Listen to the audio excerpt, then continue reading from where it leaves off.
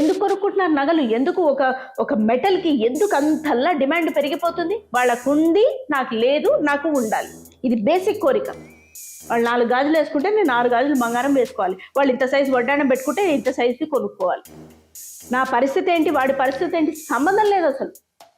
Similarly beauty standards కూడా. అందుకే చూడండి, మాక్సిమం అందరి ముఖాలు ఒకటేలాగా ఉంటుంది.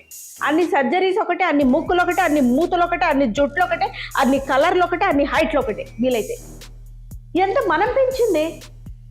అసలు ఆ అమ్మాయి మాట్లాడుతూ ఉంటే ప్రెస్ మీట్లో ఆపరే, ఒకళ్ళు వాళ్ళని వాళ్ళు డిఫెండ్ చేసుకుంటున్నారు. అరే ఆ అమ్మాయిని మాట్లాడనివ్వరే. అరే why are you raising this, excuse me sir అని అమ్మాయి చెప్తుంటే యాక్సెప్టెన్స్ లేదే. అరే బై మిస్టేక్ అడిగాం వదిలేయండి అని సావరే. వీళ్ళ నోరులు పడిపోను అని సావరే. మీరు వచ్చి అంత ఫైట్ చేయాలా? ఇప్పుడు ఎలా వస్తుంది? చాలా మంది అమ్మో బ్యాడ్ మౌత్ వీళ్ళకి, తర్వాత మన సినిమాలో పెట్టుకోవద్దు. సేఫ్ ఆప్షన్ కదా, సేఫ్ ఆప్షన్.